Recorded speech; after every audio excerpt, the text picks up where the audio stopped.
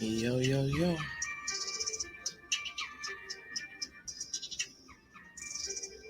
I am Virgo Vaughn, and this is the Virgo Show. It could have been any place in the world. I'm glad you decided to pull up on me. Shout out to all my listeners, all my international listeners, all my local listeners, all my everyday listeners, those I ain't seen in a minute, that let me know that they still listening even though they ain't seen me in a minute.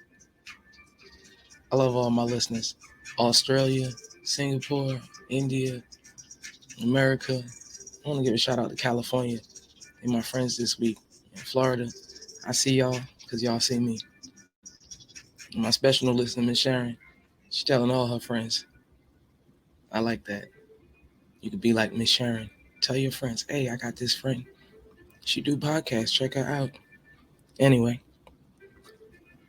help a friend. Black Panther Beats Productions. Music in the back. I got this friend. He make beats. Anyway, it's the Virgo Show. I've been waiting.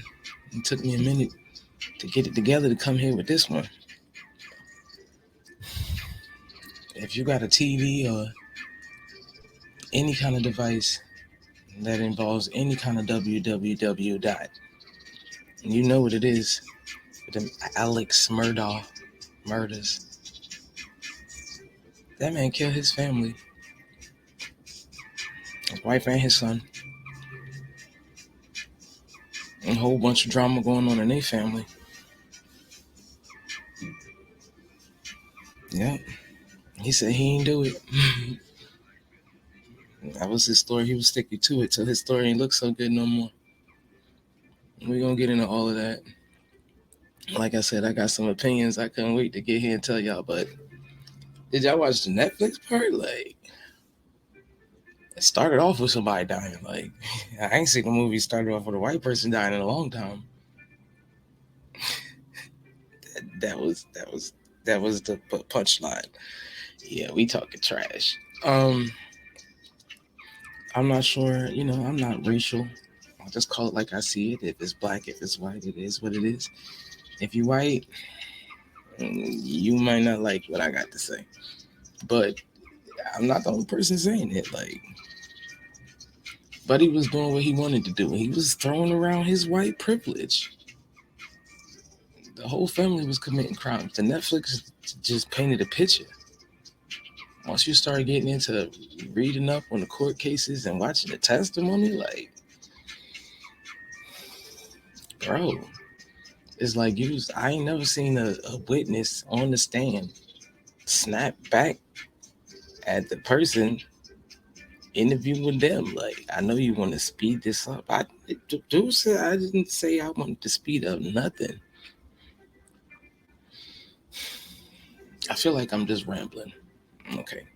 I do have an actual timeline and stuff written down, but I wrote it down, but I'm in my feelings, like, just watching the way these people carry on. Like, okay, y'all committed a crime. It's big shit, but ain't nobody else paying no attention to it, and everybody was scared to say anything. Like, it started off, first person drop was the boy Steven Smith. Allegedly, Buster was dating Steven. It was rumors and allegations and allegedness that Buster and Steven had something going on. It's just whispers in the dark. Ain't no proof, ain't no truth. Buster ended up missing and found in the middle of the street. Allegedly got hit by a car. Allegedly. And that was the story. And some kind of how Buster and Steven was kind of tied to the story together and phone calls and all kinds of stuff. His alleged boyfriend ended up missing. That's a lot of speculation to go on with, but I heard about stuff like that. Everybody ain't ready to come out the closet. Allegedly. These is all rumors and allegations. But everything's a rumor and an allegation around these Murdaugh people. They couldn't hide Mallory. They couldn't sweep that under the rug. I was watching that six friends to just watch this boy. He's clearly not 21. Watch him just parade around my alcohol drinking cases, driving a boat, going from fortunate. Let's just say that, just to be. That's a great thing to be able to just you and your homies just riding around in a boat, drunk and shit, pulling up to different little islands, alligator huts, and having oyster roast and shit. You drunk and shit over there, and then you're like, you know what? I want some more to drink. And no matter how many times they beg you, don't go. You get you some more to drink. You still want to drive. And I guess you're right. Allegedly, I guess it's true. He said this is my fucking boat. That's what Netflix said. That's what the girl said. That's what everybody on the boat said. The witness, the testimony, the police report. It's my fucking boat. He's doing donuts and shit. And you can tell by the way he called, by the way they go on the phone with that 911 operator. These people arguing with the 911 operator. She's like, so you hit a bridge? And they're like, yeah. It's like, what bridge? She's like, there's only one damn bridge. And I'm like, wow, I've never seen anybody just arguing with the 911 operator. That's crazy. But that just goes to show you, like, they looking at you like, listen, I'll make a phone call. I'll call your boss and get you fired. Good old boys.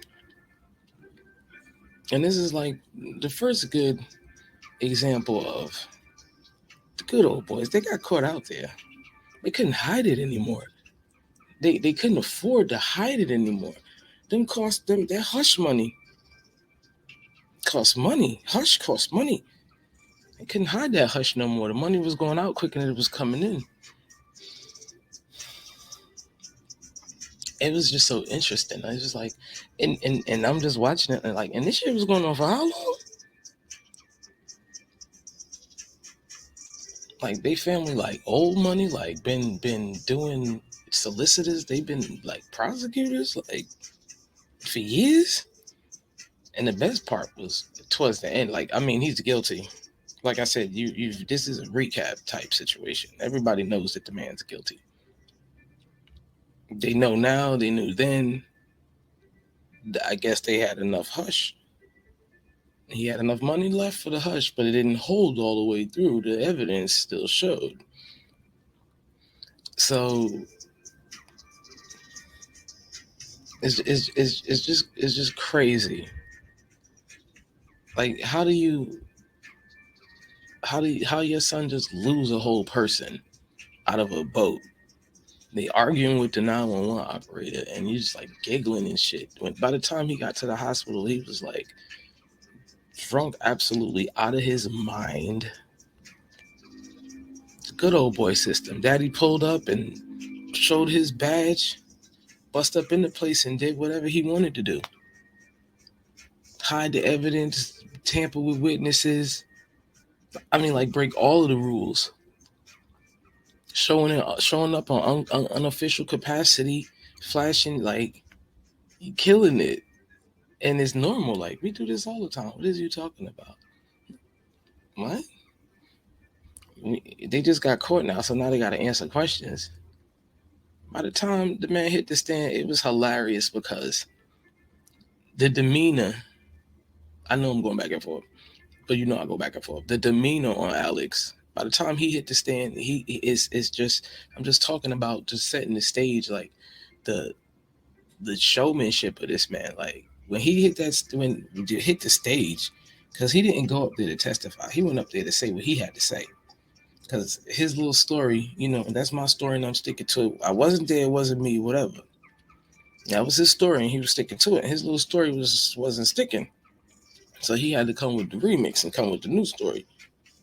So he went up there with the news story to tell his story. He didn't plan on getting interrogated because he wasn't answering too many more questions. You could tell by the way he wanted to talk, because when you asking him questions about things that matter and things that excite him, you could tell because he would sit up like excited, and it's like you can see the energy and the life in him, because this is something that is true. This is natural. It's coming about him. Then you start asking him difficult questions. Pause. He timid. He thinking. He making shit up as he go along.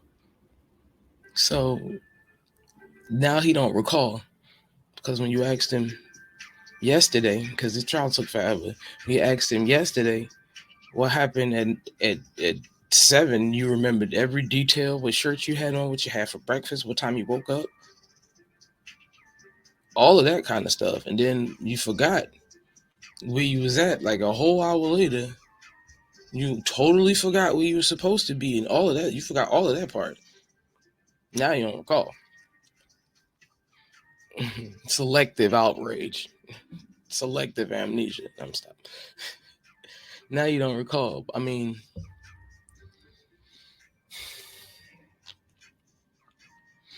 they've just thrown a privilege, just like he was in that hospital. He couldn't hide that picture. Somebody took a really good picture of Paul shit-faced. They took a really good picture of Paul, and it's terrible how they threw it on that other boy. It was just crazy. Not to mention, dude was stealing money. I mean, bad enough he murdered his wife and his son. There was some allegedness on Buster. The housekeeper ended up missing. She raised both of the kids. She ended up missing. People was kind of disappearing around there. They wasn't making it. This sound like some crazy Lifetime show, and it is. It's happening during this lifetime. These kind of things happen every day, kind of. It's just that some people got a little more hush,